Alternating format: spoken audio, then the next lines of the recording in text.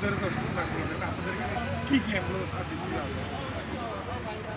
আমাদের এখানে চট্টগ্রাম অ্যাম্বুলেন্স মালিক সমিতির পক্ষ থেকে প্রথমে আপনাদেরকে ধন্যবাদ। আমাদের এখানে সব ধরনের সেবায়ের প্রচলিত, এটা আমাদের অতীতও ছিল, এখনও আছে। সেটা হচ্ছে যে আপনি যদি গরিব রুগী হন, অসহায় হন, বিদ্যমান পয়সাওয়ালা হন, ফ্ল্যাট বাড়িতে থাকেন আর ফুটপাতে থাকেন, এখানেই আপনি থাকেন, সবার জন্য আমাদের এই সেবা যেমন আমাদের একটা চট্টগ্রাম অ্যাম্বুলেন্স মালিক সমিতির একটা ফেসবুক পেজ আছে। কেউ যদি আসি বলে যে আমি অসহায়, আমি আমার বাবাকে, আমার ভাইকে, আমার মাকে আমি নিতে পারতেছি না, আমাকে আপনাদের সমিতির পক্ষ থেকে আমাদেরকে এটা ফ্রি গাড়ি দিচ্ছে, সেক্ষেত্রে আমরা ফ্রিতে গাড়ি দিচ্ছি। যদি ওনারা চায় যে আমরা কাছে কাপড়ের পয়সা নেই, সেটাও আমরা দিচ্ছি। সেটা আমাদের সমিতির চট্টগ্রাম অ্যাম্বুলেন্স মালিক সমবায় সমিতির পক্ষ থেকে চলমান আছে, চলমান।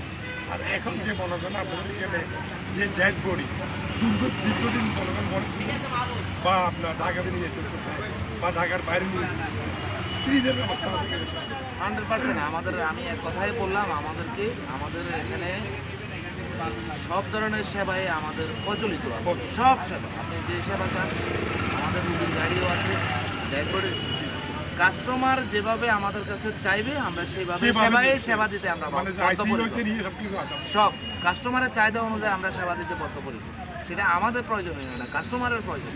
গরিব দুঃখী যারা মনে করেন অসহায়, এদের আইসিইউ ওই ক্ষেত্রে আমাদের আইসিইউ গাড়ি তো ওরা যদি ডাক্তারকে আমার কথা বলে কনভিন্স করার চেষ্টা করি, যেটা ডাক্তারের ভিজিট ডাক্তারকে কিছু কম করি, যে আমাদের গাড়ির মালিকের সাথে আমরা কথা বলি, গাড়ির মালিককে আমরা কিছু কম দিই, পাশাপাশি সেক্ষেত্রে আমরা আমাদের একটা পাউন্ড আছে, ওই পাউন্ড থেকে আমরা একটা ভর্তি দিই।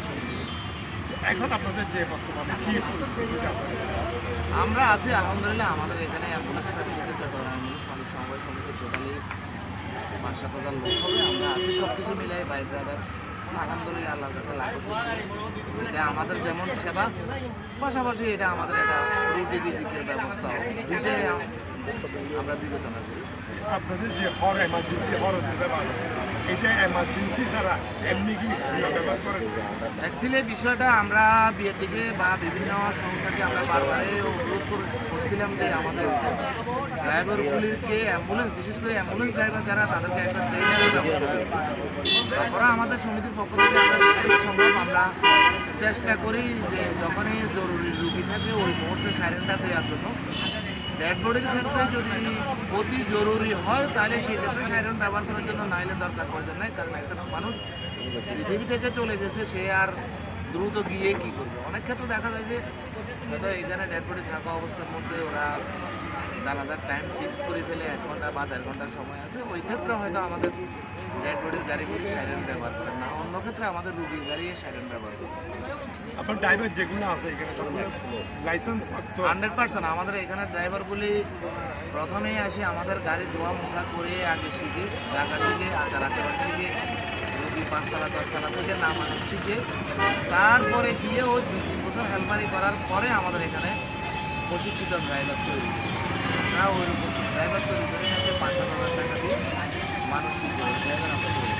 অনেক ক্ষেত্রে আমরা নিউজের মধ্যে পাই, আমরা নিউজও করি যে অনেক ড্রাইভার অনেক বলুতে যারা রুগী নিয়ে যায়, এরা আবার অনেক সময় যে অনেক সময় ডেড বডি নিয়ে গেলে ওরা আবার ডেড বডি হয়ে যায়। এই ধরনের আমাদের হয় নাই। আমাদের থেকে আমরা এই পর্যন্ত আমাদের রোড অ্যাক্সিডেন্টে আমাদের সম্ভবত 2-3টা ড্রাইভারে মারা গেছে। একটা ফেনী 2000 কত সালে বন্যা, চট্টগ্রাম অ্যাম্বুলেন্স মালিক সমিতির বন্যা ত্রাণ দিয়ে আসার সময় সেই অ্যাক্সিডেন্ট করে মারা গেছে। আর একটা ড্রাইভার আমাদের কক্সবাজার রোডে অ্যাক্সিডেন্ট করে মারা গেছে। এছাড়া আমাদের মধ্যে হয়তো আল্লাহর অনেক বিশেষ রহমত আছে, বিশেষ করে করোনাকালীন সময় পুরো চট্টগ্রাম বিভাগের মধ্যে সারা বাংলাদেশে কিন্তু আমরাও সার্ভিস কিন্তু অ্যাম্বুলেন্সের সার্ভিস দিচ্ছি। আমাদের একটা ড্রাইভার আল্লাহ অশেষ রহমতে আমাদের হয় নাই। তবে দুঃখজনক হলো এটাই যে আমরা যে সেবাগুলি দিই আমরা কখনো গভর্নমেন্টের কোনো ফ্যাসিলিটি বুক করি না, এমন পাই না। ইভেন করোনাকালীন আমরা হ্যান্ড স্যানিটাইজারও পাই না, এটা হ্যান্ড গ্লাস পাই না। হ্যাঁ, অনেক বড় দুর্ঘটনা আছে আমাদের নিজস্ব সমিতি থেকে, আমরা সেটা মানবতার দৃষ্টির